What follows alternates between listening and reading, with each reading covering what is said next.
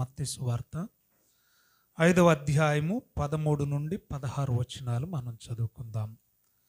మత్తయి సువార్త 5వ అధ్యాయము 13 నుండి. మీరు లోకమునకు ఉప్పు ఉన్నారు.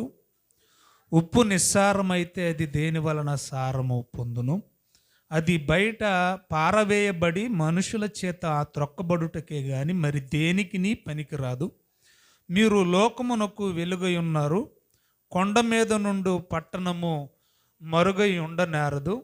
మనుషులు దీపము వెలిగించి కొంచెము క్రింద పెట్టరు, కానీ అది ఇంట నుండి వారందరికీ వెలిగిచ్చుటకై దీపస్తంభము మీదనే పెట్టుదురు. మనుషులు మీ సత్క్రియలను చూచి పరలోకమందున్న మీ తండ్రిని మహిమపరచునట్లు వారి ఎదుట మీ వెలుగు ప్రకాశింపనీయుడి. చాలండి. ప్రభు అయిన యేసుక్రీస్తు కొండ మీద చేసిన ప్రసంగంలో ప్రాముఖ్యంగా 2 విషయాలను ఇక్కడ ప్రస్తావిస్తూ చివరికి దాన్ని మన భక్తి జీవితానికి, మన విశ్వాస జీవితానికి, మన ఆత్మీయ జీవితానికి ముడిపెడుతూ మాట్లాడిన సందర్భాన్ని ఈరోజు మనం నేర్చుకుందాం. ప్రభు ఇక్కడ 2 విషయాలు తీసుకున్నారు కొండ మీద ప్రసంగంలో. ఒకటి ఉప్పు, రెండోది వెలుగు. ఒకటి ఉప్పు, రెండోది వెలుగు. 13వ వచనంలో మీరు లోకానికి ఉప్పై ఉన్నారు అన్నాడు. 14వ వచనంలో మీరు లోకానికి వెలుగై ఉన్నారు అన్నారు. మనల్ని దేంతో పోల్చాడు? ఉప్పుతోనూ వెలుగుతోనూ. మరి పద్యం వేమన గారు ఏ ఉద్దేశంతో, ఏ భావంతో, ఏ తలంపుతో రాశారో కానీ ఆ పద్యం ఇక్కడ కనబడుతుంది అని నాకు అనిపిస్తుంది. ఉప్పు, కప్పూరంబు 2 కూడా ఒకే పోలిక నుండి చూడ రుచులు జాడవేరు. పురుషులందు పుణ్యపురుషులు వేరయ్యా, విశ్వదాభిరామ వినురవేమ. మీరు అడగొచ్చు నన్ను, మరి ఉప్పు అయితే సింక్ అయింది కానీ వెలుగు ఎలా సింక్ అవుద్దండి అని అంటే, కర్పూరానికి వెలిగే గుణం ఉంది. కర్పూరానికి ఏం గుణం ఉంది? హారతలు ఇచ్చేటప్పుడు కూడా కర్పూర హారతి అంటారు. గుర్తుందా మీకు? రైట్. సరే, విషయంలోకి వెళ్ళి మనం ఆలోచిద్దాం. ఉప్పుకున్న స్వభావం ఏంటి?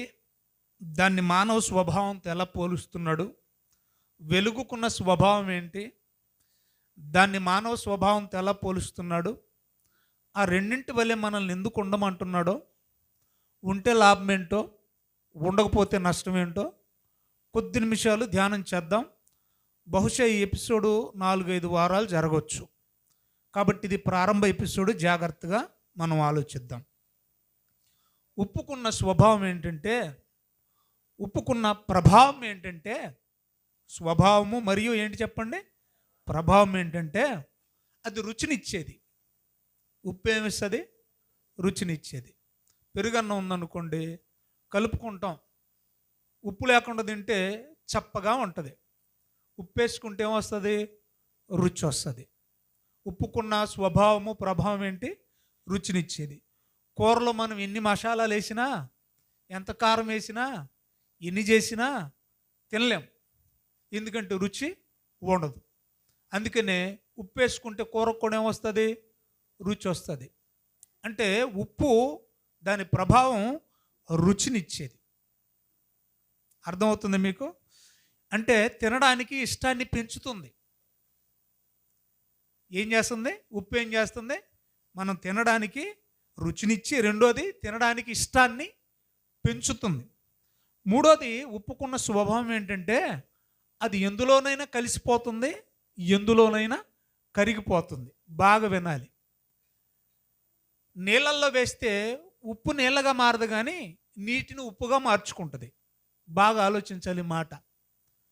కూరలో వేస్తే ఉప్పు కూర అయిపోదు, కానీ కూరే ఉప్పుగా మారిపోద్ది. అంటే ఎందులోనైనా కలిసిపోద్ది. అంటే అర్థం ఏంటంటే దేన్నైనా తన వైపుకు ఆకర్షించుకుని దానిలో అది కలుపుకుంటుంది కానీ దేంతో అది కలిసి పోదు. అర్థమైంది నా భాష? ఉప్పు కూరలో వేస్తే ఉప్పు కూర అవ్వదు, కానీ కూర ఏమవుద్ది? ఉప్పు అవుద్ది. అందుకనే మనం ఏమంటాం తెలుసా? ఉప్పు కూర అయింది అంటారా అంటామా, కూర ఉప్పంగా ఉందంటామా? కూర ఉప్పంగా అయిపోయింది. అంటే దేన్నైనా మార్చగలిగే శక్తి దేనికి ఉంది? ఉప్పుకుంది. ఇప్పుడు సంఘంలో, సమాజంలో మనం కూడా అలాగే ఉండాలట. అందుకంటాడు మన సంభాషణ ఎలా ఉండాలంట? ఉప్పు వేసినట్లుగా రుచిగా ఉండాలన్నాడు. మన సంభాషణ దేంతో పోల్చాడు? ఉప్పుతో పోల్చాడు. అంటే అంత ప్రభావవంతంగా ఉండాలి. అంటే మన సంభాషణ ఎదుటివాడితో మాట్లాడితే వాడు మనతో ఏకీభవించేలా ఉండాలి, వాడు మనతో కలిసిపోయేలా ఉండాలి, కానీ మనం వాళ్ళతో కలిసిపోయేలాగా ఉండకూడదు. ఉప్పుకున్న స్వభావం చెప్పాను కదా, దేన్నైనా దాంట్లో కలుపుకుంటుంది కానీ దేంట్లోనైనా అది కలిసి పోదు. ఇక వెలుగుకున్న ప్రభావం ఏంటంటే ప్రియులరా, ఎంత చీకటిలోనైనా నువ్వు ఎంత దాచిపెట్టినా దాన్ని కాంతిని ఇవ్వకుండా అది మాందు. ఇప్పుడు మీరు చేత్తో అడ్డు పెట్టండి బల్బుని, దాని కాంతి ఏమన్నా ఆగిపోద్దా? ఆగదు. చేతి లోపల నుంచి కూడా మనకి ఏమొస్తుంది? ఎంతో కొంత వెలుగు బయటకు వస్తుంది. అంటే వెలుగు ప్రభావం ఏంటంటే ఎంత చీకటినైనా కూడా అధిగమించగలిగే శక్తి దేనికుంది? వెలుగుకుంది. సో టైటిల్గా రాసుకునే వాళ్ళు రాసుకోండి, ఉప్పైనా వెలుగైనా. ఉప్పు ప్రభావం పోతే నిస్సారము. రాసుకోండి టైటిల్. ఉప్పు ప్రభావం కోల్పోతే ఏంటి? నిస్సారము. భక్తి ప్రభావం కోల్పోతే విచారము. ఉప్పు ప్రభావాన్ని కోల్పోతే నిస్సారము, భక్తి ప్రభావాన్ని కోల్పోతే విచారము. ఇప్పుడు ఈ ఉప్పుని దేంతో పోల్చాడని చెప్పాను నేను? ఎవరితో పోల్చాడు? ఉప్పు లాంటి స్వభావం ఎవరిలో ఉండాలని కోరుకుంటున్నాడు దేవుడు? అదేంటమ్మా అలా ఉన్నారు? మనలో ఉండాలి. అంతే కదా? అంటే ఉప్పు స్వభావాన్ని ఎవరి స్వభావంతో పోల్చాడు? మనుషుల స్వభావం. ఉప్పు సారం కోల్పోతే నిస్సారం, ప్రభావం కోల్పోతే ఏంటి? నిస్సారం. మనం భక్తిని కోల్పోతే విచారం. అది ఎలాగో ఒక భక్తుని కుటుంబ జీవితాన్ని మీ ముందు పెట్టి నేను త్వరగా ముగిస్తా. చాలా జాగ్రత్తగా వినాలి. సమూయేలు మొదటి గ్రంథం 4 అధ్యాయాలు మనం ధ్యానం చేయబోతూ ఉన్నాం. దయచేసి అందరూ బైబిల్లో పనిచేయండి. సమూయేలు మొదటి గ్రంథం మొదటి 4 అధ్యాయాలు మనం నేర్చుకోబోతూ ఉన్నాం. అమ్మా తీశారు అందరూ? రైట్. ఇప్పుడు సమూయేలు గ్రంథం వరకు దాదాపు 13 న్యాయాధిపతులు పరిపాలించారు ఇశ్రాయేలీల్ని. ఎంతమంది పరిపాలించారు? ఆ 13వ వ్యక్తే సంసోను. వినాలి. ఆ 13 ఆయన ఎవరు? సంసోను. అయిపోయింది. ఇప్పుడు సమూయేలు మొదటి గ్రంథానికి వచ్చాం. ఇప్పుడు 14వ న్యాయాధిపతి వచ్చాడు. ఎన్నో జడ్జినా? 14వ న్యాయాధిపతి. ఈయన పేరు ఏలి. ఈయన పేరేంటి చెప్పండి? ఏలి. బాగా వినాలి, జాగ్రత్తగా వినాలి. ఏలి కేవలం న్యాయాధిపతి మాత్రమే కాదు, ఆయన ప్రధాన యాజకుడు కూడా. అంటే 2 పాత్రలు ఒకేసారి పోషిస్తున్నాడు ఆయన. 2 పనులు ఒకేసారి ఒకే జీవిత కాలంలో చేస్తూ ఉన్నాడు ఆయన. ఒక ప్రక్కన ప్రధాన యాజకుడు, రెండవది న్యాయాధిపతి. ఎన్నేళ్ళు ఈయన న్యాయాధిపతిగా పనిచేశాడండి ఇశ్రాయేలీలకి అని అంటే 4వ అధ్యాయం 18వ వచనం సగభాగం నుండి నేను చదువుతున్నాను. ఏలయనగా అతడు బహువృద్ధుడై బహుస్థూలదేహి అయి విండును. అతడు 40 సంవత్సరములు ఇశ్రాయేలీలకు న్యాయము తీర్చును. చాలు. ఎన్నేళ్ళు న్యాయాధిపతిగా ఉన్నాడంట ఆయన? 40 సంవత్సరాలు న్యాయాధిపతిగా ఉన్నాడు. రైట్. ఇక విందాం స్టోరీ. జాగ్రత్తగా నా వైపు చూడండి, చెవిని పెట్టండి. ఏలి ఇశ్రాయేలీలకు న్యాయాధిపతిగా ఉన్న దినాలలో మొదటి వచనంలోనే ఎఫ్రాయిము మన్యంలో ఒక వ్యక్తి మనకు కనబడుతున్నాడు. ఆయన ఎవరు అని అంటే ఎల్కానా. ఎవరు చెప్పండి? ఎల్కానా. ఈయన ఎవరు? ఎఫ్రామీయుడు. ఆయనకి 2 భార్యలు. మొదటి భార్య పేరు హన్న, రెండవ ఆవిడ పేరు పెనిన్న. అయితే పెనిన్నాకు పిల్లలు ఉన్నారు, హన్నాకు పిల్లలు లేరు. చూకిగా చెప్తున్నా నేను, మొత్తం చదవడానికి టైం లేదు కాబట్టి. అయితే ఈ హన్నాకు ఒక అలవాటు ఉంది. ఆ అలవాటు ఏంటంటే ప్రతి ఏటా సిలోహులో దేవుని మందిరానికి వెళ్ళి మొక్కుబడి తీర్చుకొని వచ్చేవాడు. ముందు మొక్కుకునేవాడు, ప్రతి ఆట వెళ్ళి ఏం చేసేవాడు, మొక్కు తీర్చుకొని వచ్చేవాడు. ఈ మొక్కు తీర్చుకోవడానికి వెళ్ళేటప్పుడు 2 భార్యల్ని, తన రెండవ భార్యకి పుట్టిన పిల్లలను కూడా తీసుకెళ్ళేవాడు. అయితే కూడా వెళ్ళేవాళ్ళు కదా ఫ్యామిలీతో. ఈ పెనిన్న పదే పదే పిల్లలు లేని గొడ్రాలని అపహాస్యం చేస్తూ ఉండేది హన్నాని, ఎగతాళి చేస్తూ ఉండేది. ఎంతగా ఎగతాళి చేసేదంటే విసిగిపోయేంతగా ఎగతాళి చేసేది. ఆ బాధకు తట్టుకోలేక చాలా ఏడ్చేసింది దేవుడు పాదాల దగ్గర.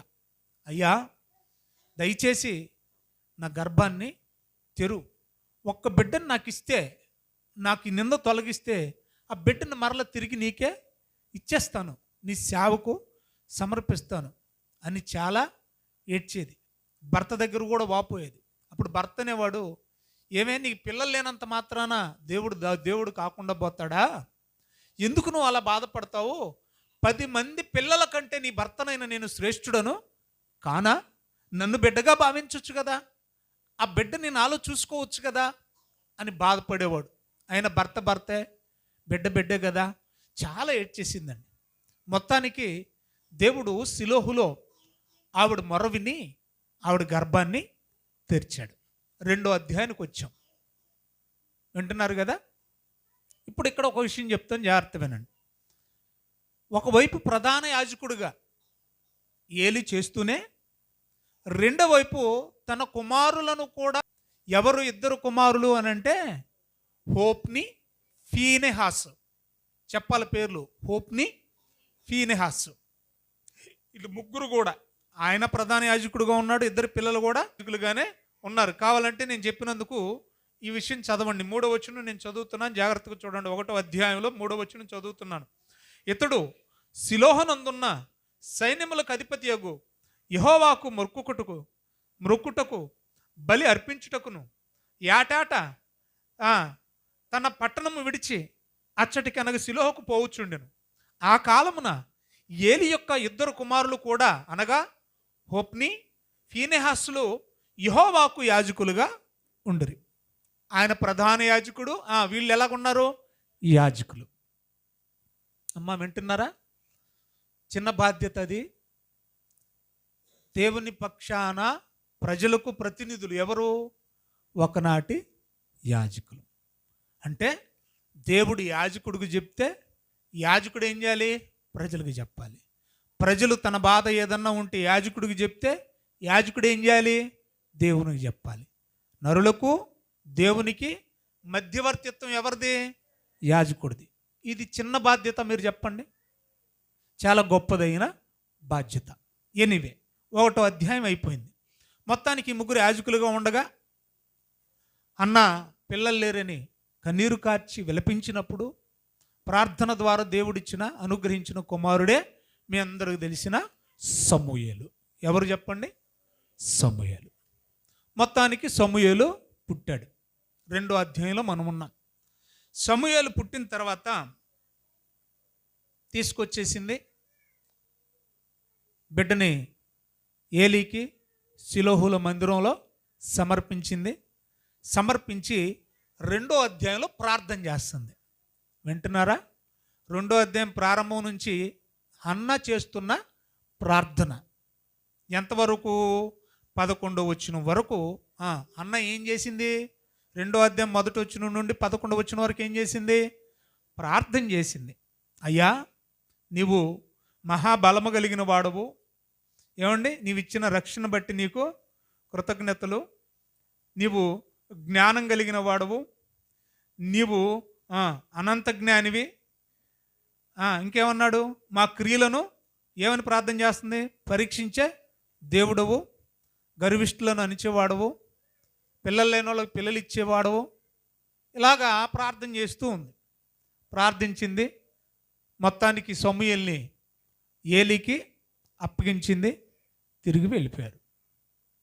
ఇక నుంచి మీరు ఇంకా బాగా వినాలి. 12వ వచనానికి వచ్చాం. 2వ అధ్యాయము 12వ వచనం. ఏలి కుమారులు యెహోవాను ఎరుగని వారై మిక్కిలి దుర్మార్గులైరి. ఆగుదాం ఇక్కడ. ఏలి కుమారులు 2 మాటలు ఉన్నాయి అక్కడ. ఏమయ్యారట? దేవుని, చెప్పండి. నాకు బైబిల్ ఏం తెలియకుండా నన్ను పాస్టర్ అంటారా? అదేంటండి అలా ఉన్నారు? నాకు బైబిల్లో ఏమి తెలీదు, నన్ను ఎవడైనా పాస్టర్ అంటారా? బైబిల్ ఎరుగను కానీ నేను పాస్టర్ని. మీకు ఎలాగుంది? నవ్వులాటుగా లేదా? ఎగతాళిగా లేదా? ఇప్పుడు వీళ్ళు దేవుని మందిరములో యాజకులుగా పనిచేస్తున్నారు, కానీ ఎవరు తెలీదు? దేవుడిది. ఆయన మాస్టరే కానీ ఆయనకి పాఠాలు రావు అంటే ఎలా ఉంటుంది? ఆయన మాస్టరే కానీ ఆయనకి పాఠాలు రావు. పాఠాలు రానోడు మాస్టర్ ఎలాగవుతాడు?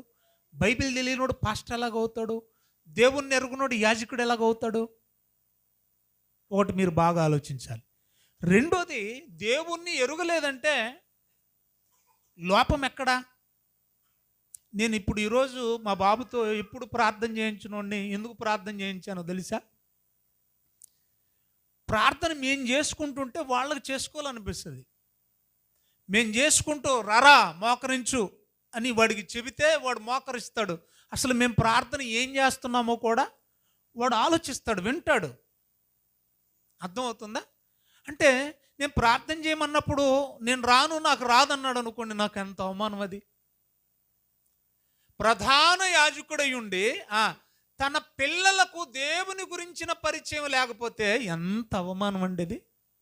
అంటే లోపం ఎవరిది? పక్కాగా కొట్టొచ్చినట్టు కనపడుతుంది ఏలిది. మీరు ఫస్ట్ ఈ మాట వినంగానే ఫిక్స్ అయిపోకండి. అన్నీ విన్న తర్వాత మీరు బాగా అర్థం చేసుకుందరు. కానీ నా మాటలు నేను చెప్పే బాగా వినండి ముందు దయచేసి. దేవుణ్ణి నా బిడ్డలు ఎరుగలేదంటే, నేను సేవకున్నై ఉండి యేసుప్రభు గురించి నా పిల్లలకు తెలియదంటే నేను ఎవరికి చెప్పాలి? ఆలోచించండి, ఎంత ఘోరమైన పరిస్థితి అది. ఏ కుటుంబానికైనా అది రావచ్చా? ముఖ్యంగా క్రైస్తవులుగా మనమేమో గుడికి వెళ్తూ ఉంటాం, మన పిల్లలేమో సినిమాలకు వెళ్తూ ఉన్నారంటే అది మనకి ఎంత అవమానం, తలగొట్టేసినట్టు అయిపోదో. మనం గుడికి వెళ్తుంటాం, మన పిల్లలు మనతో కూడా గుడికి రారంటే ఎంత సిగ్గుసేటు ఉంటుంది చెప్పండి. దానికి లోపం ఏంటంటే పేరెంట్సే. అందులో ఏ సచ్చు లేదు, ఏ సందేహం లేదు. రెండో విషయాన్ని మీరు గుర్తించండి, వారు బయట ఉంట్లా, వాళ్ళు ఉండేదే ఎక్కడ? యాజకుడు అంటేనే ఎక్కడ ఉంటాడు? 24 గంటలు దేవుని మందసం ఉన్న మందిరములోనే, ఆ ప్రత్యక్షపు గుడారంలోనే ఉంటాడు. దేవుని నామ స్మరణ చేసుకుంటూ వచ్చే బలులు నైవేద్యాలన్నీ స్వీకరిస్తూ, ఏమండి, ప్రజలు చేస్తున్న పాపాలకు ప్రాయశ్చిత్తం జరిపించే ప్రక్రియ జరిగించేవాడే యాజకుడు. పాప ప్రాయశ్చిత్తం చేసేవాడే పాపి అయిపోయాడంటే ఎంతటి పాపి అంటే బైబిల్ ఏమైనా వ్రాయబడింది? ఒక పాపానికి ప్రాయశ్చిత్తం చేయవలసిన వాడే, ఒక దుర్మార్గతకు ప్రాయశ్చిత్తం చేయవలసిన వాళ్ళే ఏ స్థితిలో ఉన్నారంట? మిక్కిలి దుర్మార్గులు. ఎంతటి దుర్మార్గులు చెప్పండి? కొంచెం అన్నాడు ఏమైనా? ఏమని వ్రాయబడింది మీ బైబిల్లో?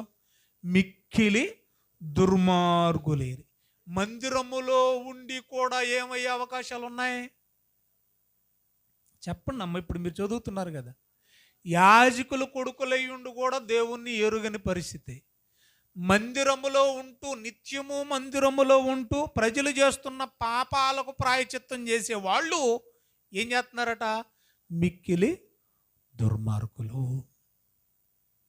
దేవుడు చాలా న్యాయవంతుడండి.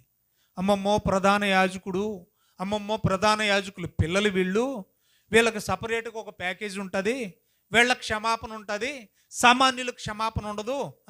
సామాన్యులైతే బలి నర్పించి పాప ప్రాయచిత్తం చేసుకోవాలి, వీళ్ళైతే ప్రాయచిత్తం అక్కర్లేదు అనే పక్షపాత ధోరణి దేవునికి ఉండదు. అర్థం చేసుకోవాలి మీరు బాగా. అందుకే అంటాడు యాకోబు పత్రికలో, ఇదిగో దయచేసి మీలో అనేకులు బోధకులు కావద్దు. ఎందుకు అంటున్నాడు అన్నమాట? సామాన్యుల కంటే బోధకులకే ఎక్కువ కఠినమైన శిక్ష అమలు చేయబడుతుంది. ఎందుకంటే సామాన్యుడు తెలివి తప్పు చేశాడు, బోధకుడు తెలిసి తెలిసి తప్పు చేస్తున్నప్పుడు ఎవడికి శిక్ష ఎక్కువ అంట? తెలియక చేసిన వాడికంటే తెలిసి చేసిన వాడికి శిక్ష ఎక్కువ పడుద్ది, జాగ్రత్త అన్నాడు.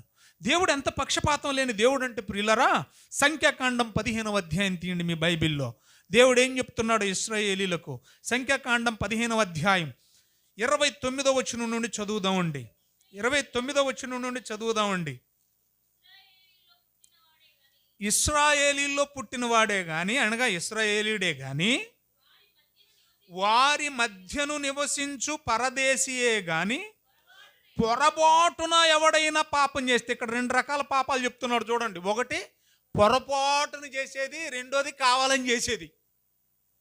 పొరపాటును చేసేది అనుకోకుండా అన్ఎక్స్పెక్టెడ్గా తెలియక చేసేది, కావాలని చేసేది కావాలనే చేసేది. అందుకని చెప్తున్నాడు చూడండి, ఒకటి ఇశ్రాయేలీయుడైనా, 2 పరదేశస్థుడైనా, ఎవడైనా కూడా ఇద్దరికి ఒకటేనటి తీర్పు. వింటున్నారమ్మా? ఇశ్రాయేలీయుడైనా, అన్యుడైనా, ఏమండి, స్వదేశీయుడైనా, విదేశీయుడైనా, ఎవరైనా కూడా ఏంటట? పొరపాటున ఎవడైనను పాపము చేసిన ఎడల వానికిని మీకును విధి ఒక్కటే, శిక్ష ఒక్కటే. నేను పక్షపాతంగా శిక్ష వేయను, తీర్పు తీర్చను. అయితే ఆ దేశమందు పుట్టినవాడే కానీ, పరదేశీయే కానీ ఎవడైనను సాహసించి, అంటే ఇది తప్పు అని తెలిసి కూడా పాపము చేసిన ఎడల వాడు యెహోవాను తృణీకరించిన వాడు అగును గనుక అట్టివాడు నిశ్చయముగా జనములలో నుండకుండా నా భాషలో చంపివేయబడును. దేవుడు ఎంత న్యాయవంతుడండి. నా బిడ్డలు కదా, నా యాజకుడు కదా, వాళ్ళని ఎక్స్క్యూజ్ చేద్దాంలే, వాళ్ళకి మనం కొంత స్పేస్ ఇద్దాంలే, అవకాశం ఇద్దాంలే అనుకోవట్లేదు. తప్పు ఎవరు చేసిన శిక్ష మాత్రం ఖచ్చితంగా ఒకే రకంగా ఉంటుందని చెప్తున్నాడు దేవుడు. సో మొత్తానికి దేవుని మందిరంలో ఉంటున్నారు, దేవుడు ఎరుగురు, దేవుని యాజక బాధ్యతలు చేపడుతున్నారు, కానీ మిక్కిలి దుర్మార్గులు అనే మాట మనం చూస్తూ ఉన్నాం. ఇంకా ఏంటి వీళ్ళు దుర్మార్గం అని మనం ఆలోచిస్తే, యాజకుడు ఇప్పుడు నేను బలి అర్పించడానికి ఒక గొర్రె పిల్లను తీసుకెళ్ళాను అనుకోండి, ఆ గొర్రె పిల్లను వధించాలి. వినండి బాగా. వధించిన తర్వాత దాని కృపుని తీసుకెళ్ళి ఏం చేసేవాళ్ళు? అగ్ని మీద, అగ్ని జ్వాలల్లో దహించేవాళ్ళు. దాన్ని ఏమన్నారు? దహన బలి. ఆ బలి అయిపోయిన తర్వాత దాని మాంసం ఏదైతే ఉందో దాన్ని ఉడకబెడతారు. కోసిన మాంసాన్ని ఏం చేస్తారు? ఉడకబెడతారు. బాగా వినండి, యాజకుడు గురించి మాట్లాడుతున్నాను నేను. అలా ఉడుకుతున్నప్పుడు 3 కొంకిలు ఉండే గొలుసు ఒకటి ఉంటుంది. కొంకిలు ఎన్ని? 3. అమ్మ వినండిరా తల్లి జాగ్రత్తగా. ఇప్పుడు మీకు అర్థం కావడానికి గాలం చూసారు ఎప్పుడైనా మీరు? గాలం చూసారా? గాలం ఎలా ఉంటుంది కదా, అలా గాలం లాంటివి ఎన్ని ఉంటాయి? 3 ఉంటాయి. ఈ 3 కలిసి ఒక గొలుసుకుంటాయి. 3 కలిసి దేనికుంటాయి? గొలుసుకుంటాయి. ఇప్పుడు గొర్రెపిల్లను వధించిన తర్వాత దాని కృబు తీసి ఒకవైపు దహన బలి జరుగుతున్న తర్వాత మరొక వైపు దాని మాంసం ఉడుకుతుంటే, ఉడుకుతున్న తపేలాలో కానీ, ఖచ్చితంగా రాయబడింది అక్కడ తపేలా అనే మాట రాయబడింది. తపేలాలో కానీ డేక్షలో కానీ ఉడుకుతున్నటువంటి ఆ డేక్షలో మాంసంలో ఈ 3 వంకెలు కలిగిన ఈ గొలుసుని వేసి ఆ హుక్కులకి ఎంత మాంసం అయితే తగులుకుంటుందో ఆ తగులుకున్న మాంసం బయటికి తీస్తే ఆ తగులుకున్న మాంసం ఎవరిదో అవుద్ది? యాజకుడితో అవుద్ది. అది తప్ప మరి ఏది తీసుకోకూడదు. వీళ్ళు మిక్కిలి దుర్మార్గులు అనే మాట ఎందుకు రాశారో చెప్తున్నాను, బాగా వినాలి. అయితే వీళ్ళు ఏం చేసేవాళ్ళు అంటే, ముందుగానే ఒక రౌడీని పంపేవాళ్ళు. ఒక పనోడు అని రాస్తుందో అక్కడ, పనోడు కాదు, ఒక రౌడీ. ముందుగానే ఒక రౌడీని పంపేవాడు. వీళ్ళిద్దరు కొడుకులు పంపితే ఒక పక్క కోత్తా ఉంటే కొవ్విందంతా అయ్యగారు తెమ్మంటున్నాడండి ముందు. ఇంకా దహన బలి చెయ్యట్లా. చేయకముందే ఏం చేసేవాడంట, ఈడెళ్ళి బలవంతం చేసేవాడంట, రుబాబ్ చేసేవాడంట, దబాయించి మాట్లాడేవాడంట. ఏమన్నా తెలుసా? ముందు అయ్యగారికి పంపాలి. కొవ్విందంతా సపరేట్గా ఆ బోర మాంసం, ఆ కిడ్నీలు, ఏమంటారు, ఆ లివరు, ఆంత్రములు, ఆ శాల్తీలు ఏవైతే ఉన్నాయో మొత్తం ఏం చేయాలి? అయ్యగారికి పంపాలి. ముందు అది ఇచ్చేయండి. అయ్యి బాబో ఇంకా దహన బలి జరగలేదయ్యా అని అంటే బలవంతము చేసేవాళ్ళు. మిక్కిలి దుర్మార్గులు అని ఎందుకు అన్నారంటే నైవేద్యార్పణలు క్రమముగా జరిగించేవాళ్ళు కాదట.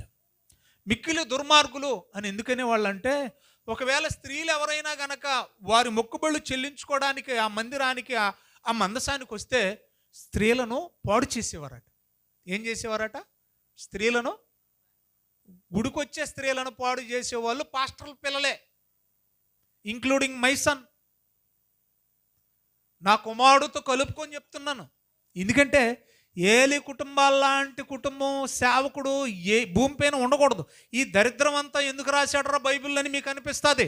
కొరింథీయులకు రాసిన మొదటి పత్రిక 10వ అధ్యాయం 11వ వచనంలో, పూర్వకాలమందు వారికి సంభవించి యుగాంతముందున్న మీకు బుద్ధి కలుగుటక ఈ మాటలు దృష్టాంతములుగా వ్రాయబడి ఉన్నవి. అంటే ఆ రోజు ఏలి పిల్లలు చేశారు కదా, ఈరోజు నా కొడుకు చేసినా పర్వాలేదులే అని చెప్పుకోవడానికి కాదు. వాళ్ళకి ఎలాంటి కాన్సిక్వెన్స్, ఎలాంటి శిక్ష విధించబడిందో మీ పిల్లలకు కూడా అలాంటి శిక్ష విధించబడుద్ది, జాగ్రత్త అని చెప్పడానికి. ఆ రోజు దేవుని కుటుంబంలో దేవుని పిల్లలైన వాళ్ళు తప్పు చేస్తే ఎలాంటి శిక్ష విధించబడిందో, ఈరోజు దేవుని నమ్ముకున్న కుటుంబాలలో మీ పిల్లలు ఆ తప్పు చేసిన మీకు కూడా అదే శిక్ష విధించబడుద్ది అని చెప్పడానికి. మొత్తానికి ఇలాంటి పాపిష్టి పనులన్నీ చేస్తూ ఉన్నారండి. ఎంతగా అనంటే ప్రియులారా, విసిగిపోయారంట జనులు. ఏమైపోయారంట? వాళ్ళ కార్యాలకి, వాళ్ళ దుర్మార్గానికి ఏమైపోయారంట? అయ్యి బాబోయ్ ఇంకా గుడికి వెళ్ళకూడదండి, మొక్కుబడి చేసుకున్నది ఇంటి దగ్గరే చెల్లించుకుందాం కానీ గుడికి మాత్రం వెళ్ళకూడదండి. అంటే స్వేచ్ఛగా, స్వాతంత్రంగా, నిరభ్యంతరంగా, నిబ్బరంగా గుడికి వెళ్ళే ధైర్యం ఎవరికి లేదు. ఎందుకంటే వెళ్ళిన అమ్మాయిలందరినీ పాడు చేసేస్తున్నారు. అలాంటప్పుడు ఇక్కడికి వస్తున్నప్పుడు వచ్చిన ప్రతి పిల్ల పాడైపోతుందంటే ఏ తల్లిదండ్రులు వాళ్ళ పిల్లల్ని గుడికి పంపుతారు చెప్పండి? పంపుతారా? ధైర్యం చేసి మాట్లాడండి అమ్మా, పంపరు. అందుకనే జనాలు విసిగిపోయారట. విసిగిపోయి ఇంకా తట్టుకోలేక ఏలికి చెప్పారు. బాగా వినండి, ఇక్కడ నేను ఒక ప్రశ్న అడుగుతున్నాను. తట్టుకోలేక జనం ఏం చేశారు? ఏలి అంటే ఎవరు? తండ్రికి చెప్పారు. నా ప్రశ్న ఏంటంటే, జనాలు చెప్పకముందు ఏలికి తెలియదా? అదేటమ్మా అలాగున్నారు. పిల్లల్ని ఏంటి, స్త్రీలను అన్నాడు. ఎవరును లెవనులు లేకపోతే వృద్ధులని ఏమి లేదాడా. అంటే గుడికి వచ్చే ప్రతి స్త్రీని పాడు చేసే వయసుకు వచ్చారంటే చిన్నవాళ్ళ పెద్దోళ్ళు ఏమ్మా? మరి ఆ వయసుకు వచ్చేంత వరకు పిల్లలు ఎలాంటి వాళ్ళు ఎవడో చెప్పేంత వరకు తల్లిదండ్రులకు తెలియదా? మాట్లాడండి అమ్మా దయచేసి. తల్లిదండ్రులకు తెలియకుండా ఉంటుందా? ఖచ్చితంగా తెలుసు. ఇప్పుడు అందరికి తెలిసింది కాబట్టి అందరి ముందు దబాయిస్తున్నాడు. ఏమన్నా తెలుసా? ఒరే తప్పురాది, మనిషి పాపం చేస్తే క్షమాపణ ఉంటుంది, కానీ మీరు యుద్ధం చేసేది దేవునితో, అలా చేయకండ్రా ఇలా చేయకండ్రా అని ఎప్పుడు చెప్తున్నావు? చేతులు కాలేక ఆకులు పట్టుకుంటున్నావు. మొక్క ఈ వంగనిదే మ్రానైతే వంగుద్దా? అంటే ఎప్పటి నుంచో లొంగ తీసుకురావాలి? చిన్నప్పటి నుంచి. అంటే చిన్నప్పటి నుంచి లొంగ తీసుకుంటూ వస్తే దేవుడు ఎవరో తెలియకుండా పోతారా పిల్లలకి? చిన్నప్పటి నుంచి లొంగ తీసుకుంటూ వస్తే వాళ్ళు పరమ దుర్మార్గులు అవుతారా? చిన్నప్పటి నుంచి లొంగ తీసుకుంటూ వస్తే మందిరం కాస్త వేశ్య మందిరం అయిపోద్దా? ఆలోచించండి. చిన్నప్పటి నుంచి లొంగ తీసుకుంటూ వస్తే మందిరానికి వచ్చే వాళ్ళు కూడా అసహించుకుని విసిగిపోయే స్థితికి వస్తారా? రారు. ఎప్పుడు చెప్తున్నాడు ఈ కబుర్లన్నీ పిల్లలకి?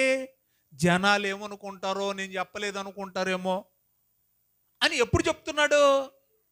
పిల్లలు బాగా పీక్స్కొచ్చి జనాలు ఎవరో వచ్చి చెప్పేంత వరకు నీకు తెలియకుండా ఉందా? చెప్పాడు కదా, అయినా తండ్రి మాట వింటలేదు, అయినా కూడా తండ్రి మాట వింటలేదు. అప్పుడు దేవుడు ఏం చేశాడంటే ఫిక్స్ అయిపోయాడు మైండ్లో. ఏమని ఫిక్స్ అయ్యాడంటే, దేవుడికి ఒక ప్రోటోకాల్ ఉంటుంది, మీకు తెలుసు కదా. 1-2 సార్లు ఏం చేస్తాడు? చెప్పిస్తాడు. వినకపోతే లేపేస్తాడు. ముందు ఫిక్స్ అయిపోతాడు. దేవుడు ఏమన్నా తెలుసా, ఒరే వీళ్ళు బాగా దుర్మార్గులు అయిపోయారు, మిక్కిలు ఏమైపోయారని చదువుకున్నాం మనం, దుర్మార్గులు అయిపోయారు, వీళ్ళని లేపేసి ముందు ఏం చేయాలనుకున్నాడు దేవుడు, లేపేద్దామని ఫిక్స్ అయ్యాడు. మారితే ఏం చేస్తాడు దేవుడు, ఈ సొదొమ గొమొర్రా తెలుసు, లేపేద్దామని ఫిక్స్ అయ్యాడు. మారే అవకాశం ఉంది, ఎందుకంటే అబ్రహాంతో చెప్పించాడు, లోతుతో చెప్పించాడు, విన్నారా, మారలేదు కాబట్టి అగ్ని గంధకాలకు ఆహుతయ్యారు. నినివే పట్టణాన్ని తీసుకోండి, నినివే పట్టణాన్ని కూడా చెప్పించాడు యోనాతో. మారారు కాబట్టి దేవుడు మనసు మార్చుకున్నాడు. మారకపోతే ఏం చేస్తాడు, ముందు ఫిక్స్ అయ్యాడు లేపేద్దామని. అలాగే దేవుడు కూడా హోప్ని, ఫినెహాసుని, మొత్తానికి ఏలి కుటుంబాన్ని లేపేయడానికి దేవుడు ముందుగానే ఫిక్స్ అయిపోయాడు. కానీ లేపేసే ముందు దేవుడు చెప్పాలిగా, అది బాధ్యత కదా, రైట్. అందుకని ఏం చేశాడంటే, ఒక దైవజనుడు అని ఉంది బైబిల్లో, పేరు రాయలా, ఒక దైవజనుడిని ఏలి ఇంటికి పంపాడు. పంపించి, అయ్యా మీ పద్ధతి ఏం బాగోలేదు అంటే, ఏంటి నా పిల్లల అంటే, నీ పిల్లల పద్ధతి బాగోలేదు అంటే బాగోదు, నీ పిల్లల పద్ధతి బాగోలేదంటే కారణం నీ పద్ధతే బాగోలేదు. ఏంటి ప్రధాన యాజకున్నా, అవును, ఏంటి ఆయన పద్ధతి ఏంటి, ఏం బాగోలేదు ఆయన పద్ధతి ఎందుకు బాగోలేదు, అందరు బైబిల్లో పనిచేయండి. ఏంటి ఆయన చేసిన తప్పు ఏంటి, ఒక దైవ సేవకుని పంపించి ఏం చెప్పించాలనుకుంటున్నాడు దేవుడు. 2వ అధ్యాయము 17వ వచనం చూడండి. అంతటా దైవజనుడు ఒకడు ఏలి యొద్దకు వచ్చి ఇట్లని, 27 చూసారా, అంతటా దైవజనుడు ఒకడు వచ్చి ఎప్పుడు చెప్తున్నాడు, ఆల్రెడీ వాళ్ళు పాపం చేస్తానే ఉన్నారు, పాపంలో పండిపోయారు, పిల్లలు ఏమైపోయారు, పాపం చేస్తూ ఉన్నారు, పాపంలో పండిపోయారు, ఆఖరికి తండ్రి చెప్పిన వినే స్థితిలో లేరు. అంటే తండ్రి చెప్పిన వినే స్థితిలో కూడా లేరంటే వాళ్ళు ఏ స్థాయికి వెళ్ళిపోయారో ఆలోచించండి. తల్లిదండ్రుల మాట వినే స్థితిలో లేరు. అప్పుడు దైవ సేవకుని ఏలి ఇంటికి పంపించాడు. వచ్చి మొత్తం ఏమని చెప్తున్నాడు తెలుసా, ఒరే దుర్మార్గులారా, మీరు ఐగుప్తులో మగ్గిపోతూ ఉంటే ఎదవల్లారా మిమ్మల్ని విడిచిపెట్టాను కదా, నేను మిమ్మల్ని బయటికి తీసుకొచ్చాను కదా, బయటికి తీసుకొచ్చి ఎన్నిక లేని మిమ్మల్ని ఏం చేశాను, యాజక బాధ్యతలు మీకు, లేవి వంశస్థులేని మీకు అప్పగించాను. ఎవరికి లేని మహాభాగ్యం మీకు ఇస్తే మీరేం చేస్తున్నారు, నన్ను అడ్డు పెట్టుకొని ఇష్టానుసారంగా పాపం చేస్తున్నారా, మిమ్మును బట్టే కదా అన్ని జనుల మధ్య నా నామం దూషణ పాలైపోతుంది అని చెప్పి అన్నీ చెప్పించి, మొత్తానికి తప్పు చేసింది నువ్వే.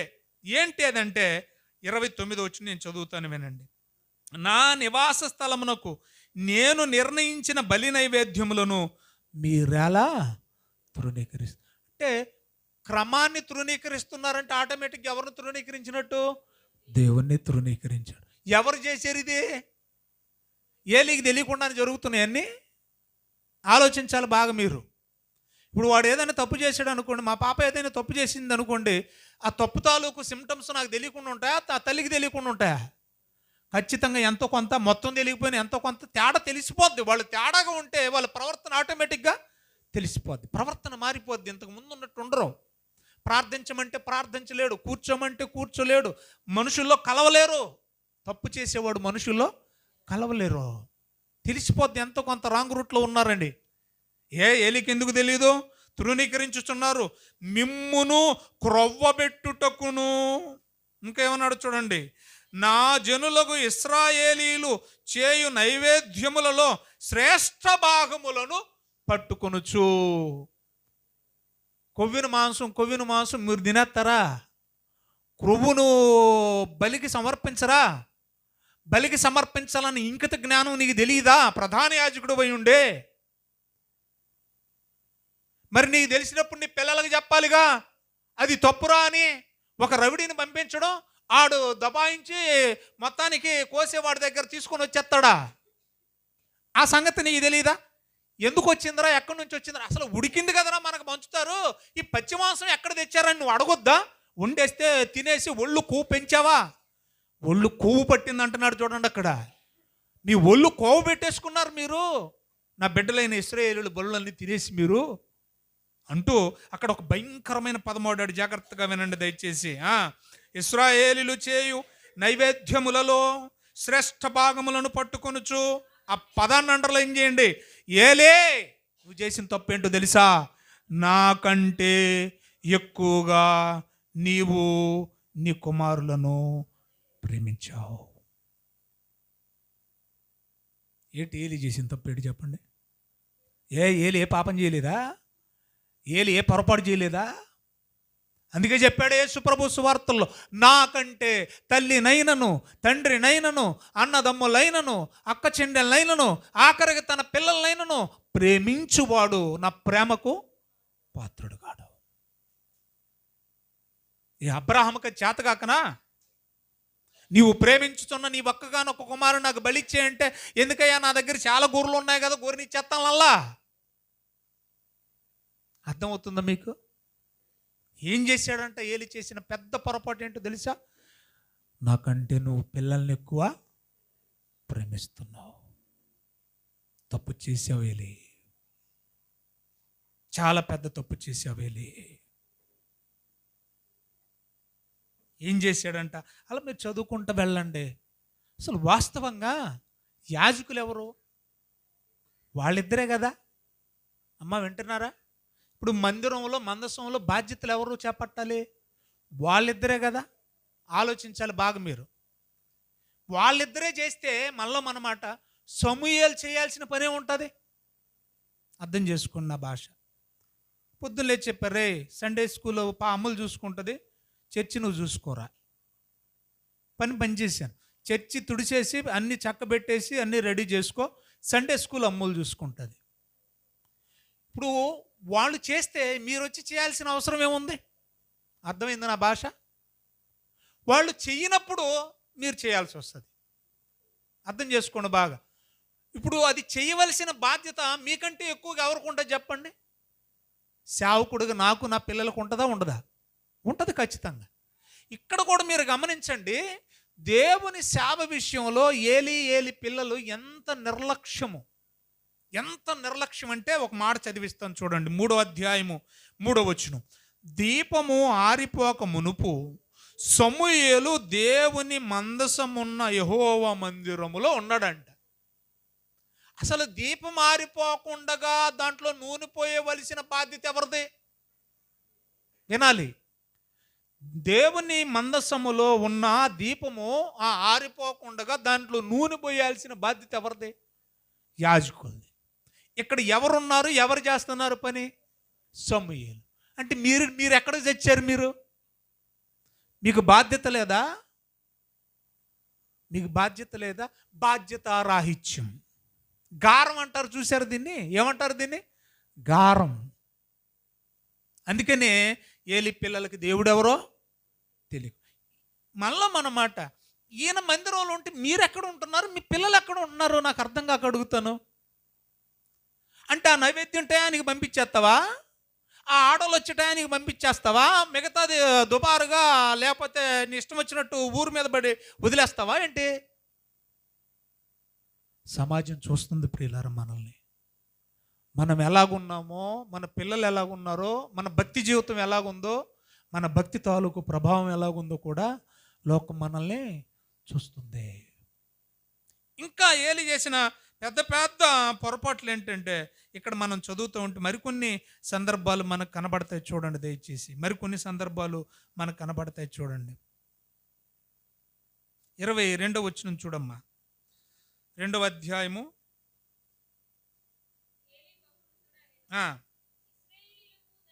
అది ఆల్రెడీ చెప్పాను కదా, వాళ్ళు చేసేటువంటి నీచమైన పని ఆల్రెడీ చెప్పాను కదా. స్త్రీలతో ఏం చేస్తున్నారు? తప్పు చేస్తున్నారు అనే విషయం నేను చెప్పాను కదా. రైట్. అప్పటికి దేవుడు డిసైడ్ అయిపోయాడు. ఏమ్మా, దేవుడు ఏమైపోయాడు? అప్పటికే డిసైడ్ అయిపోయాడు, చంపాలనుకున్నాడు. ఇంకా డైరెక్ట్గా విషయానికి వచ్చేయండి. 3వ అధ్యాయం 13వ వచనం. 3వ అధ్యాయం 13వ వచనం. అమ్మ దయచేసి ఈ మాట బాగా వినండి. ఇది మన మెసేజ్ మొత్తానికి గుండెకాయ లాంటివి వచ్చినాం. ఒక టర్నింగ్ పాయింట్ కూడా. 3:13 ఫిక్స్ అయిపోవాలి. చదువుదాం ఇప్పుడు.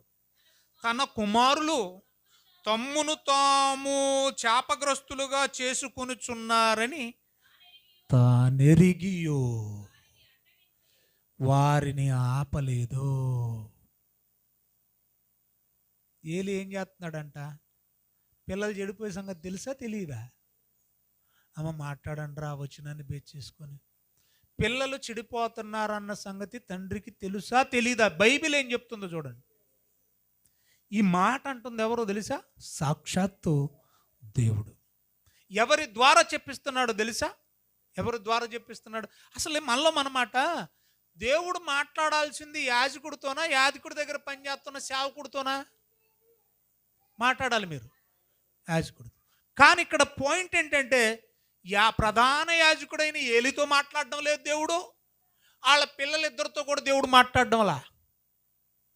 మరి ఎవరితో మాట్లాడుతున్నాడు అంటే, మొదట ఎవరితో చెప్పించాడు? 27 వచనంలో ఒక దైవజనుడితో. ఇప్పుడు 3వ అధ్యాయానికి వచ్చేసరికి ఎవరితో చెప్పిస్తున్నాడు? రాత్రి వేళ దేవుడు మందిరంలో పడుకుని ఉన్న సమూయేలుని దర్శించి ముమ్మారు పిలిస్తే ఎవరో ఎవరో అనుకుంటూ ఏలిని అడిగితే, ఈసారి ఆయనకు అర్థమైపోయింది, సిగ్గుండాలి, నాతో మాట్లాడటం లేదు, ఆడితో మాట్లాడుతున్నాడని. నీ గురించే మాట్లాడుతున్నప్పుడు అసలుకి నీ సంభాషణ ఎత్తడానికి ఆయనకి ఇష్టం లేదు, ఆయన మార్చుకుంటామని దేవుడు అతని ద్వారా చెప్పిస్తున్నాడు. సమూయేలుతో మాట్లాడుతున్నాడని దేవుడు. ఆలోచించండి. నేను పెద్ద సేవకుడుగా ఉండి విశ్వాసి నాకంటే అనర్గళంగా మాట్లాడుతున్నాడు అనుకోండి, నాకు సిగ్గు కదా, అవమానమా కాదు? దేవుడు పెద్ద యాజకుడిని వదిలేసి పనిచేసే సేవకుడితో మాట్లాడుతున్నాడంటే ఎంత సిగ్గుపడిపోవాలండి. ఆ సేవకుడితో, పనోడితో ఏం చేస్తున్నాడు? బుద్ధి చెప్పిస్తున్నాడు. ప్రధాన యాజకుడికి ఎవరితో బుద్ధి చెప్పిస్తున్నాడు? సంఘంలో సేవ చేసే ఒక పనివానితో, పరిచారకునితో ఏం చేస్తున్నాడు? బుద్ధి చెప్పిస్తున్నాడు. ఏమని చెప్పిస్తున్నాడు తెలుసా? తప్పు చేసావేలే. అయ్యి బాబోయ్ నేనా అని అంటే, నువ్వే. నీ పిల్లలు తమ్మును తాము తమ జీవితాన్ని, ఆత్మీయ జీవితాన్ని, శారీరక జీవితాన్ని పాడు చేసుకుంటున్నారన్న సంగతి ఎరిగియూ నువ్వేం చేయలేదు? వారిని అడ్డగించలేదు. తప్పు చేశావు. తప్పు చేశాడు లేదా? చేశాడు. కొన్ని సందర్భాల్లో నా గత జీవితాన్ని కూడా వాక్యంలో నేను చూసుకుంటా.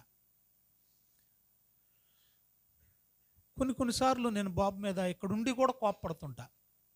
మీరు అది గమనించుంటారు. నేను ఇక్కడుండి కూడా మీరు ఉన్నారని కూడా చూడండి, ఎందుకంటే నేను దేవుణ్ణి చూస్తా. నా కోపంలో ఆంతర్యం ఏంటంటే, దేవుని చిత్తమైతే ఒకరోజు కోపం గురించి కూడా మాట్లాడతాను. నా కోపంలో ఆంతర్యం ఏంటంటే, నాకున్నది ఒక్కడు. రెండోది, సంఘంలో ఆ మ్యూజిక్కి సంబంధించిన కొద్దిపాటి అవగాహన వాడికే ఉంది. వాడి ప్లేస్లో ఇంకొకరు ఎవరైనా ఉండేది ఆపరేట్ చేస్తూ ఉంటే నేను పెద్దగా పట్టించుకోను. ఇక్కడ పాటలు పాడుతూ ఉన్నప్పుడు 4-5 పాటలు అయిపోయేంత వరకు కూడా రాలేదంటే అది నిర్లక్ష్యమా కాదా? వాడు నన్ను నిర్లక్ష్య పెట్టట్లా. మీరు అది గమనించాలి. నా బాధ కూడా నన్ను గౌరవించట్లేదని కాదు, దేవుణ్ణి నిర్లక్ష్య పెడుతున్నాడు. నాకు భయపడట్లేదని కాదు, దేవునికి భయపడట్లేదు. నాకు లోబట్టం లేదని కాదు, దేవునికి లోబట్టం లేదు. సువార్తలోకి వెళ్ళిన వాడి మీద నా కోపం, సంఘంలో ఉన్న వాడి మీద నా కోపం, రేపు పొద్దునేది నాకు ఎలగబొడుతాడు, ఏమండి సమకూరుస్తాడని కాదు, నేను చేస్తే నాకు కురివి పెడతాడో లేదో కూడా నేను చచ్చాక నేను చూస్తానేటి. అర్థమవుతుందండి మీకు? నేను చచ్చాక నన్ను ఎలా తీసుకెళ్తున్నారో, ఎలా పాతి పెడుతున్నారో, ఎలా సమాధి చేస్తున్నారో నేను చూస్తానా? ఇవన్నీ నా వెనకాల నా పిల్లలు వస్తారో, అసలు వాళ్ళు నేను చచ్చేలోపు వాళ్ళు ఉంటారో ఉండరు ఏం నాకు తెలుసా? నా బాధ అంతా ఏంటంటే, సంఘము సమాజము యాజకులమైన మనల్ని చూస్తున్నారు. ఈ సందర్భాన్ని మనం చూసినప్పుడు, మన తప్పు జరుగుతున్నప్పుడు కూడా మనం ఏమి ఎరగనట్టున్నామంటే దేవుని మీద మనకు ప్రేమ లేదు, దేవుని మీద మనకు భక్తి లేదు. ఉంటే మనం ఏం చేస్తాం? అక్కడ ఎంతమంది ఉన్నా కూడా ఆడు షేమ్గా ఫీల్ అవ్వచ్చు, అందరి మధ్య నన్ను కోప్పడ్డారు అని అనిపించవచ్చు. మా డాడీ కూడా అండి, మేము కూడా ఆ వయసులో అలాగనుకునేవాళ్ళం అండి. నా చిన్నతనంలో మా అమ్మ ఇక్కడే ఉంది. నా చిన్నతనంలో ఎవరికైనా పెళ్ళిళ్ళు అయితే ఫస్ట్ నైట్ జరిగేది. ఆ నవదంపతులు ఫస్ట్ నైట్ కార్యక్రమం చేస్తూ ఉన్నప్పుడు బయట వచ్చిన చుట్టాలు వాళ్ళని సందడిగా చేయడం కోసం వీసీఆర్లు ఉండే, ఒకప్పుడు క్యాసెట్లు, సినిమాలు క్యాసెట్లు ఉండే, లోపలికి వెళ్ళి తోసేవారు వీసీఆర్ లోపలికి. ఒక కలర్ టీవీ, వీసీఆర్ అద్దెకు తెచ్చేవాళ్ళు. అప్పట్లోనే 350-500 అప్పట్లో. నేను చెప్పేది అబౌట్ 90. తీసుకొచ్చి ఇంటి పక్కన సినిమాలు, రాత్రికి 3-4 సినిమాలు అవి ఆ రాత్రి సినిమాలు వేస్తూ ఉంటే కనీసం మా డాడీ కర్ర పట్టుకొని కూర్చునేవాడు. ఎందుకు తెలుసా? కనీసం ఇంటి పక్కన ఎంతండి, ఒక దడే అడ్డు, ఒక ఒక ఒక కంచె అడ్డు, అంతే. కనీసం అక్కడికి పోనిచ్చేవాడు కూడా కాదు. ఎందుకంటే దాని ప్రభావం మా మీద పడితే మేము చెడిపోతామని. అర్థమవుతుంది మీకు? మాకు అనిపించేటప్పుడు ఎంత దుర్మార్గుడా మా నాన్న అని మాకు అనిపించేది. కానీ మేము కూడా తండ్రులమయ్యాక, పిల్లలు పుట్టాక ఇప్పుడు తెలుస్తుంది మాకు. అర్థమవుతుంది మీకు? పిల్లల పట్ల తల్లిదండ్రులు ఎందుకు అంత స్ట్రిక్ట్గా ఉంటున్నారంటే, అసలు అలా స్ట్రిక్ట్గా ఉండనివాడు తండ్రే కాదు. ఇక్కడ తండ్రిగా ఫెయిల్ అయ్యాడు ఒక ప్రధాన యాజకుడు. తెలిసి కూడా పిల్లలు తప్పు చేస్తున్నారని, తమ్మును తాము పాడు చేసుకుంటున్నారని ఎరిగియూ వారిని ఏం చేయలేదంట? అడ్డగించలేదు. అప్పుడు దేవుడు డిసైడ్ అయిపోయాడు. ఇదే సమూయేలుతో చెప్పించాడు, వెళ్ళి చెప్పు వీడి జీవితం భవిష్యత్తులో క్రైస్తవులకి ఒక గుణపాఠం కావాలి, ఇది ఒక దృష్టాంతం అవ్వాలి, ఒక బోధ అవ్వాలి, ఒక బుద్ధి వచ్చే పాఠం కావాలి అని చెప్పాడు. వచ్చి చెప్పేసాడు. ఏమని చెప్పాడు తెలుసా? ఇదిగో ఏలి, ఇక నీ కుటుంబంలో వృద్ధాప్య దశకు వచ్చేవాళ్ళు ఎవరు ఉండరు. అంటే అర్థం ఏంటి? వయసులో ఉండగానే మీరందరూ చచ్చిపోతారు. ఎవరు వృద్ధాప్య దశను అనుభవించరు. మీరు వయసు ఉండగానే ఏమైపోతూ ఉంటారు? మీ సంతతంతా చచ్చిపోతూ ఉంటారు. ఇది ఒక ఎత్తు అయితే, ముందే చెప్పేస్తున్నాను ఇదేంటంటే, అతి కొద్ది కాలంలోనే, మీ బతుకులు మారలేదు కాబట్టి అతి కొద్ది కాలంలోనే నీ కళ్ళ ముందే నీ ఇద్దరు బిడ్డలు చచ్చిపోతారు. నీ కళ్ళ ముందే నీ ఇద్దరు పిల్లలు ఏమవుతారు? నువ్వు నీ పిల్లలకు ప్రయారిటీ ఇచ్చావు కదా, నన్ను వదిలేసి నీ పిల్లల మీద ఏమంటావు మారం చేసావు కదా, నీ పిల్లలకు ప్రయారిటీ ఇచ్చావు కదా, వారిని గొప్పగా చేయాలనుకుంటున్నావు కదా, వాళ్ళని గొప్పగా చూసావు కదా, వాళ్ళు తప్పు చేసినా సమర్థించావు కదా, అడ్డగించలేదు కదా. కాబట్టి నీ పిల్లలిద్దరూ నీ కళ్ళ ముందే చస్తారు. ఆ వార్త విని నువ్వు కూడా చస్తావు. అయిపోయిందా అంతటితో? మరి ఈ మాట నెరవేరాలి కదా. ద వెరీ నెక్స్ట్ చాప్టర్లోని మీరు చూడండి. ద వెరీ నెక్స్ట్ చాప్టర్ 4వ అధ్యాయం తీయండి. 3 అధ్యాయాలు అయిపోయినాయా? అయిపోయినాయి. 4వ అధ్యాయానికి రండి. 4వ అధ్యాయానికి వచ్చేసరికి ఏం జరుగుతుందంటే, నా వైపు చూడండి. అప్పటికి వాళ్ళ బద్ధ శత్రువులు, న్యాయాధిపతుల కాలంలో బద్ధ శత్రువులు ఎవరు ఇశ్రాయేలీయులకి? ఫిలిష్తీయులు. అంతే కదా. సంసోను కూడా పోరాటం చేసింది ఎవరితో? ఫిలిష్తీ. గిద్యోను పోరాటం చేసింది ఎవరితో? సో ఆ కాలానికి వాళ్ళే శత్రువులు కాబట్టి వాళ్ళు వచ్చి వాళ్ళ మీద పడ్డారు. ఎవరు వచ్చి ఎవరి మీద పడ్డారు? ఫిలిష్తీయులు వచ్చి ఇశ్రాయేలీయుల మీద పడిపోయారు. అలా పడిపోయినప్పుడు ఆ రోజు 4,000 మంది చచ్చిపోయారు ఇశ్రాయేలీయులు. అసలు దేవుని మందసమున్న ప్రజల మధ్య యుద్ధం జరిగితే వీళ్ళెవరు చావకూడదు. దేవుని మందసం ఉందంటే గెలిపే. అలాంటిది దేవుని మందిరము, దేవుని మందసము, దేవుని సన్నిధి ఉన్న ఇశ్రాయేలీలు శత్రువులు ఎదుటి ఏమైపోయారు? ఒక్క దెబ్బకే 4,000 మంది చచ్చిపోయారంట. ఒకసారి ఆ సందర్భాన్ని మీరు బైబిల్లో చూడండి దయచేసి. 4వ అధ్యాయంలో 2వ వచనం.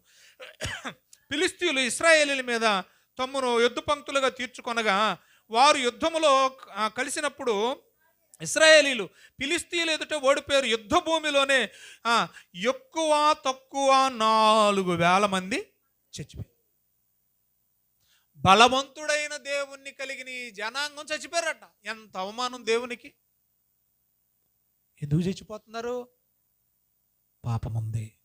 అదే చెప్పాడు యెహోషువ కాలంలో కూడా. ఏమనో తెలుసా? శాపగ్రస్తమైనది ఏదైనా మీలో ఉంటే మీరు మీ శత్రువుల ఎదుట నిలవలేరు, గెలవలేరు. మీరు ఏ పట్టణాన్ని జయించలేరు, ఏ పట్టణాన్ని పట్టుకోలేరు. శాపగ్రస్తమైంది ఉందేమో తీసేయండి అని అంటే ఎవడో అందరు తీసుకున్నారు, ఒక్కడు తప్ప. ఆకాను పట్టబడిను, అందుకే ఓడిపోయాను. సో మొత్తానికి 4,000 మంది చచ్చిపోయారండి. ఇప్పుడు వీళ్ళు ఏమనుకుంటున్నారంటే ఇశ్రాయేలీలు, అయ్యో మనం ఓడిపోవడానికి గల కారణం మందసములో, ప్రత్యక్షపు గుడారంలో మందసం ఉంది. ఎక్కడుంది మందసం? ప్రత్యక్షపు గుడారంలో ఉంది. దాన్ని మనం పాలెంలోకి, యుద్ధంలోకి, యుద్ధ భూమిలోకి దాన్ని తీసుకొచ్చుకుంటే మన దగ్గర ఉంటే మనం గెలుస్తాం. అది లేకనే మనం ఏమవుతున్నాం? ఓడిపోతున్నాం అని చెప్పేసి వెళ్ళి మందసం తీసుకొస్తున్నారట. అంటున్నారు బాగా. అంటే గెలవాలంటే ఏం తెచ్చిపెట్టుకోవాలి? వీళ్ళ మధ్య మందసం. ఈ మందసాన్ని ఎప్పుడైతే ఆ ప్రత్యక్షపు గుడారంలో నుంచి తీసుకొస్తూ ఉంటే పాలెములో ఉన్న ఇశ్రాయేలీలు జేజేలు కొట్టి కేకలేశారట. ఎంతకంటే భూమి దద్దరిల్లేంతగా కేకలేశారట. వింటున్నారా బాగా? భూమి దద్దరిల్లేంతగా కేకలేస్తే ఈ కేకలు కళ్ళిపోయారు వాళ్ళు. ఎవరోళ్ళు? ఫిలిష్తీయులు. అళ్ళిపోయి వాళ్ళు కూడా తీర్మానం చేసుకున్నారు. ఏమన్నా తెలుసా? అయ్యి బాబోయ్, వాళ్ళు మందసాన్ని తెచ్చి వాళ్ళ మధ్యలో పెట్టుకున్నారంట. ఇంకా మందసం వాళ్ళ మధ్యన ఉంటే మనం గెలవలేము, అయినా కూడా మనం పోరాటాన్ని వదలొద్దురా, బలం తెచ్చుకోండి వాళ్ళు పురుగొలుపుకొని ఎట్టకాలకి వీళ్ళ దగ్గర మందసం ఉన్న ఇశ్రాయేలీలకు ఫిలిష్తీయులకు మధ్య మళ్ళీ ఏం జరిగింది? 4000 మంది చచ్చా కూడా మళ్ళీ యుద్ధం జరిగింది.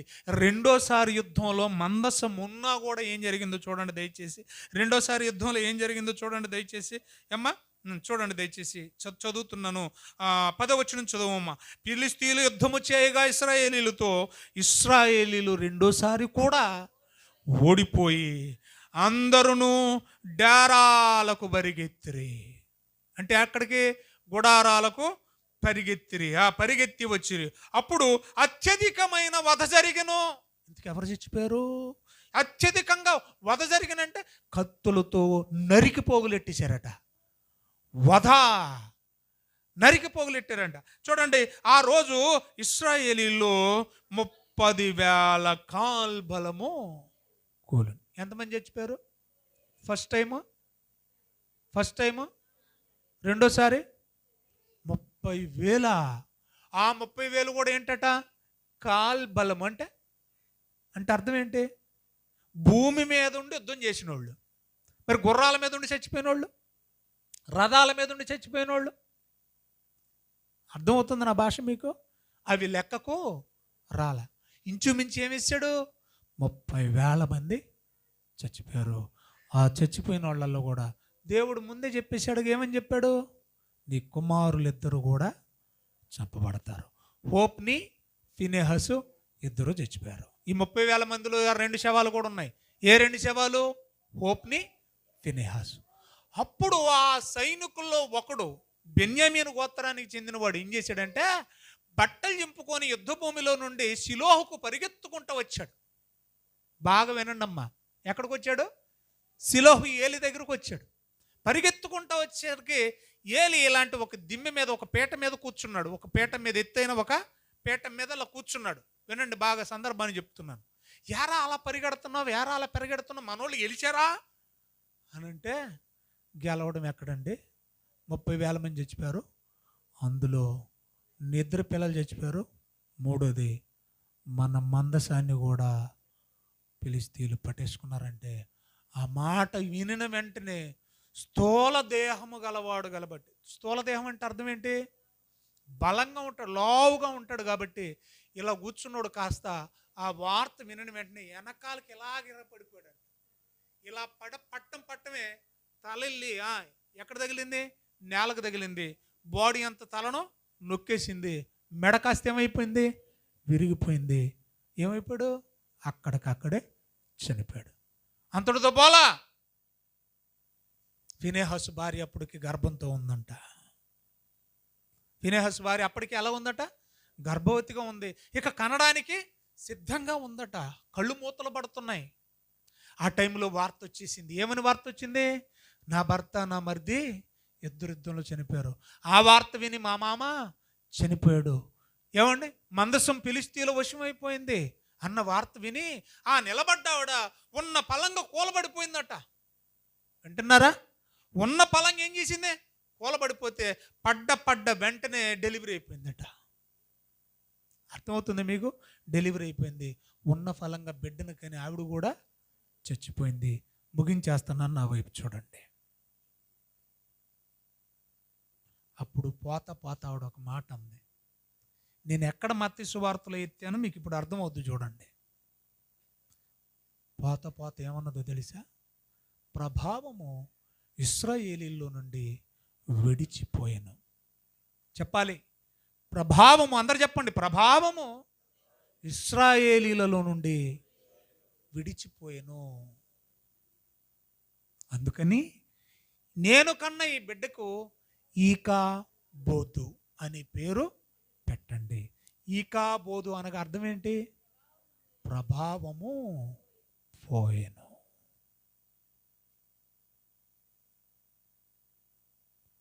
ఉప్పు ప్రభావం కోల్పోతే నిస్సారము. భక్తి ప్రభావం కోల్పోతే విచారం. అర్థమైంది అనుకుంటున్నాను నా భాష. భక్తి తాలూకు ప్రభావం భక్తుల్లో ఉందా? కోల్పోయారు వీళ్ళు? కోల్పోయారు. కాబట్టి ఆ కుటుంబం ఎందులోకి వెళ్ళిపోయింది?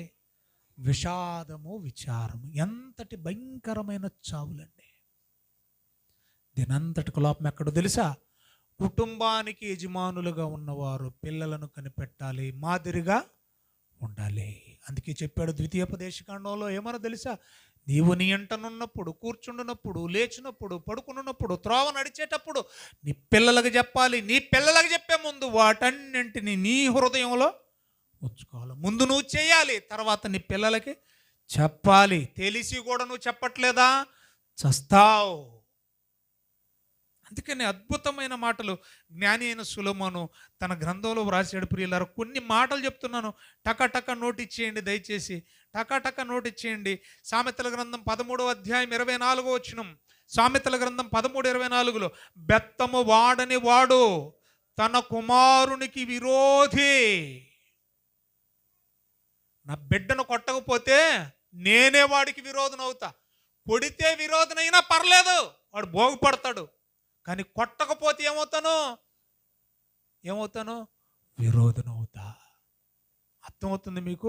అందుకే వెంటనే చెప్పాడు చూడండి, కుమారుణ్ణి నిజంగా ప్రేమించేవాడు కుమారుణ్ణి శిక్షిస్తాడు.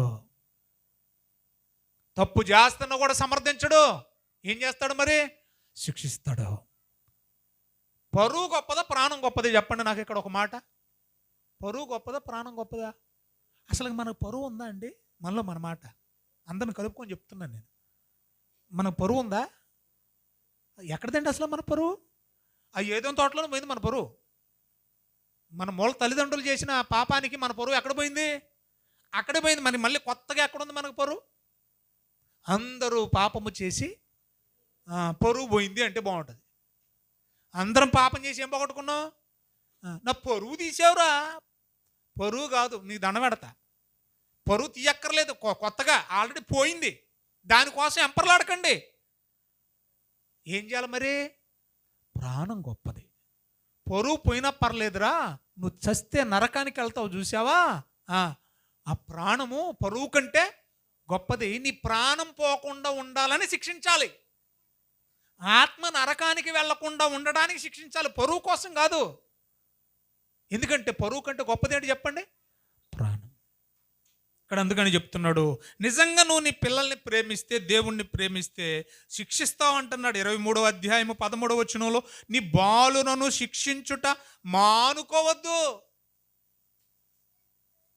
వాళ్ళకి అనిపిస్తుంది, కేకలేస్తాడేంటండి, అరుస్తాడేంటండి, కోప్పడతాడేంటండి, ప్రతిసారి కోప్పడతాడా అని అంటే, ప్రతిసారి తప్పు చేసినప్పుడు ప్రతిసారి కోప్పడాలా వద్దా? మానుకోవద్దన్నాడు ఆయన. కోప్పడ్డం మానుకోవద్దన్నాడు, శిక్షించడం మానుకోవద్దన్నాడు. ప్రతిసారి మనం కోప్పడ్డం వాళ్ళకు సులకనైపోవచ్చు. ప్రతిసారి మనం కేకలేయడం వాళ్ళకి చనువుగా అనిపించవచ్చు. అయినా కూడా మానొద్దు. మన అరుపులు వాళ్ళకి ఇబ్బందిగా అనిపించవచ్చు, మన కేకలు వాళ్ళకి ఇబ్బందిగా అనిపించవచ్చు, కానీ మానొద్దు అంటున్నాడు. చూడండి దయచేసి, బెత్తముతో వానిని కొట్టిన ఎడలా వాడు చావు. ఏ చావు అది? అది రెండవ మరణం. బెత్తముతో అనగా వాక్యముతో, దేవుని మాటలతో భూమి మీదగా ఉండగా వాడిని శిక్షిస్తే, దండిస్తే వాడి నరకానికి వెళ్లకుండా బతుకుతాడు అన్నాడు. చూడండి 23వ అధ్యాయం 14వ వచనం, బెత్తముతో వానిని కొట్టిన ఎడల పాతాళమునకు పోకుండా వాడి ఆత్మను రక్షించిన వాడు అవుతావు నీవు. ఈ పని చేయలేదేలే. 29వ అధ్యాయం 15వ వచనం, 29వ అధ్యాయం 15వ వచనం, బెత్తమును గద్దింపును జ్ఞానము కలుగజేయును. మనకు చెత్త ఒకటి నేర్పించారు. అదేంటో తెలుసా? ఒరే ఓరక కుర్రను కొట్టకరా, ముద్దుడైపోతాడు. కొడితే ఏమైపోతారట? విన్నారు ఎప్పుడు? మా సైడ్ అంటారు ఆ మాట, కుడితే ఏమైపోతాడంట? ముద్దోడైపోతాడంటే. ముద్దోడైపోతాడంటే అర్థం ఏంటి? బండోడు బుర్రతో కూడైపోతాడని. కానీ బైబిల్ చూడండి, అంత రివర్సు, మనంతా రివర్సే. బైబిల్ ఏం చెప్తుందో చూడండి దయచేసి. ఇప్పుడే మనం చదువుకున్నాం, బెత్తమును గద్దింపును జ్ఞానము కలుగు. కొడితే ఏమవుతాడంట? ముద్దోడు అవడు, జ్ఞానవంతుడు అవుతాడట. జ్ఞానము చదవండి దయచేసి, కలుగు చేయను. అదుపు లేని బాలుడు. అదుపు లేని వాళ్ళు ఏం చేస్తారు? తల్లిదండ్రులకు అవమానం. అంటే అదుపులో పెట్టాల్సిన బాధ్యత ఎవరిది? సాధ్యమైనంత వరకు మనమే పెట్టాలి. ఇంకంతటితో వదలలేదు. 22వ అధ్యాయం 15వ వచనంలో, బాలుని హృదయములో మూఢత్వము స్వాభావికముగా పుట్టును. పిల్లలు ఎదుగుతున్నారండి, ఒక వయసు వచ్చిందండి, టీనేజ్ వచ్చిందండి, వాళ్ళకి తెలియకుండానే ఈ హార్మోనుల ప్రభావం వల్ల లేనిపోని కోరికలు పుడతా ఉంటాయి. స్వాభావికముగా పుట్టునన్నాడు చూడండి అక్కడ. అలా పుట్టడం తప్పు కాదు, కానీ వాటిని అదుపులో పెట్టుకోకపోవడమే తప్పు. వాటిని అదుపులో పెట్టుకునేలాగా మనం పిల్లల్ని అదుపులో పెట్టకపోవడమే మన తప్పు. అందుకంటున్నాడు చూడండి, ఏమన్నాడో తెలుసా? బాలుని హృదయంలో అలాంటి కోరికలు స్వాభావికముగా పుట్టును. మరి వాటిని కంట్రోల్లో పెట్టాలంటే శిక్షాదండము దానిని వానిలో నుండి తీసివేయను అన్నాడు. 13వ అధ్యాయం 1వ వచనం, తండ్రి శిక్షించిన కుమారుడు జ్ఞానం గలవాడవుతాడు. అపహాసకుడు అంటే ఎవడు? తండ్రి కొడుతున్నా ఎగతాళి చేసేవాడు, తండ్రి తిడుతున్నా ఎగతాళి చేసేవాడు కదా. అంటే ఈ దెబ్బలాటలను కూడా ఎగతాళిగా తీసుకునేవాడు, నవ్వులాటగా తీసుకునేవాడు ఏమైపోతాడంట? ఏమండి? వాడు అపహాసకుడు, వాడు గద్దింపుకు లోబడిన వాడు అయిపోతాడు, నాశనానికి జారిపోతాడు. చివరి మాట 15వ అధ్యాయం 5వ వచనం అదే సామెతల గ్రంథంలో, మూఢుడు తన తండ్రి చేయు శిక్షను తిరస్కరిస్తాడట. ఎందుకు కొడుతున్నావు అంటాడట. అంటే వాడు చేసింది తప్పు చేసినా కూడా ఎందుకు కొడుతున్నావు అంటాడట. తిరగేసి మాట్లాడతాడట, తిరగే సమాధానం చెప్తాడంటే. ఎవడు వాడు? మూఢుడు తండ్రి చేసే శిక్షను తిరస్కరిస్తాడు. గద్దింపునకు లోబడిన వాడు బుద్ధిమంతుడు అవుతాడు. వీళ్ళు ఇప్పుడు బుద్ధి లేకుండా బుద్ధిలో ఉన్న అయిపోయారంటే కారణం ఏంటి? తమ పిల్లలు తమ్మును తాము పాడు చేసుకుంటున్నారని ఎరిగియో వారిని అడ్డగింపలేదు, బుద్ధి లేని వాళ్ళు అయిపోయారు. వారిలో నుండి భక్తి తాలూకు ప్రభావం పోయింది. ఏమైపోయింది చెప్పండి? ఉప్పు తాలూకు ప్రభావం పోతే అది నిస్సారం, మన భక్తి తాలూకు ప్రభావం పోతే అది భయంకరమైన విషారము, విషాదం. మన భక్తి అలాగుంది. మన పిల్లలు మన మాటకు లోబడేవారు ఉన్నారా? మన పిల్లలు చేస్తున్న తప్పులు తెలిసి కూడా వాళ్ళని దండించగలుగుతున్నామా? వారిని అదుపులో పెట్టగలుగుతున్నామా? మన పిల్లలకు మనం మాదిరిగా ఉండగలుగుతున్నామా? మన భక్తి తాలూకు ప్రభావం మన పిల్లల్ని మార్చలేనప్పుడు, మన కుటుంబాన్ని మార్చలేనప్పుడు ఎవడో మారాలని కోరుకోవడం అర్థం ఉందా? మీరు చెప్పండి. వాళ్ళు మారాలి, వీళ్ళు మారాలి, ఆ ఊరోళ్ళు మారాలి, సువార్త ఇలాగ చెప్పాలి, అలాగే చెప్పాలన్నా మంచిదే. మన భక్తి తాలూకు ప్రభావం మన కుటుంబాన్ని మార్చగలుగుతుందా? అసలు మనలో మన భక్తి తాలూకు ప్రభావం ఉందా, పోయిందా, ఇకాబోదా? ఒకవేళ మన భక్తి తాలూకు ప్రభావం మనలో నుంచి పోతే ఒకటి గుర్తుపెట్టుకోండి, మన కుటుంబంలో శోధనలు మొదలవుతాయి, భయంకరమైన పరిశోధనలు మొదలవుతాయి. వాటిని భరించడం మన వల్ల కాదు ప్రియులరా. ఒక్కసారి మన కుటుంబ పరిస్థితులు, మన పిల్లల పరిస్థితులు, మన సంఘ పరిస్థితి ఎలాగుందో మనల్ని మనం ఆత్మవిమర్శ చేసుకుందాం. ఉప్పు తాలూకు ప్రభావం పోతే నిస్సారం, అది దేనికి పనికిరాదు. భక్తి తాలూకు ప్రభావం పోతే మన జీవితానికి అది విచారం, విషాదం. ఇది మొదటి ఎపిసోడ్. ఏలి కుటుంబాన్ని మీ ముందు పెట్టాను. మన కుటుంబం కూడా ఏలి కుటుంబం లాగా ఉందేమో. కళ్ళు మూసుకోండి, ప్రార్థన చేసుకుందాం.